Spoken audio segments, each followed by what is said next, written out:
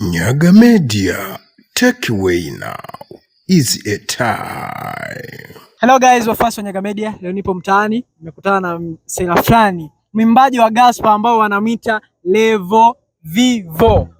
Bwana msela huyu hapa nipo naye. Levo Vivo, mambo vipi? Fresh, namshukuru Mwenyezi Mungu sana. Kama kawa? Kama dawa. Bwana Levo Vivo, mimi hapa nilikuwa natarajia tu kuuliza nini moja mbili tatu. Jina lako yani lilitokea kwa kitu gani? Ni wapi uliloitoa hilo jina Levo Vivo? Jina langu mwanangu. Sema jina langu na ufanano kidogo na jina ambao nilipewa na wazazi. Jina ambalo uliopewa na wazazi ni jina gani? Ni Shukran Levis. Shukran Levis. Bwana Levo Vivo. Tunavyoona mtandaoni una kazi nzuri na watu kabisa yani wanazipenda sana kazi ambazo unazozifanya. Yani katika kazi zako.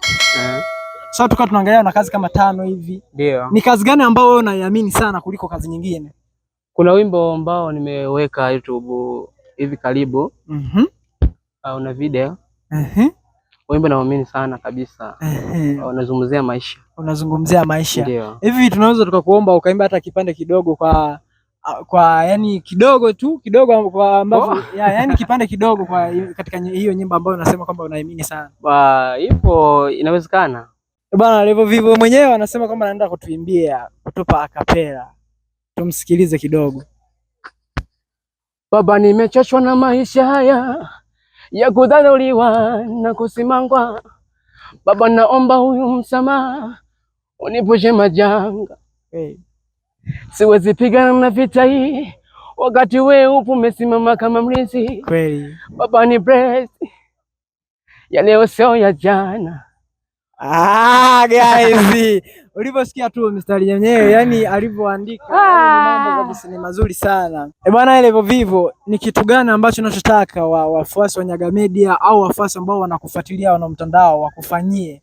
Au ni jina gani ambao wanaweza wakaliandika mtandaoni ili kuzipata kazi zako?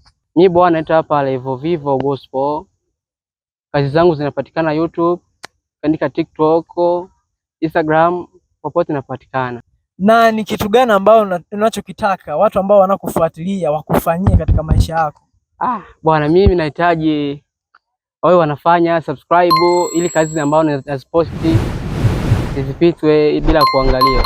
Hello guys, msanii mwenyewe ni wa gospel. Anasema anaomba support, kwa tunaomba msupport sana. Mwingie na YouTube, mfanye share, subscribe na kucomment. Asante sana.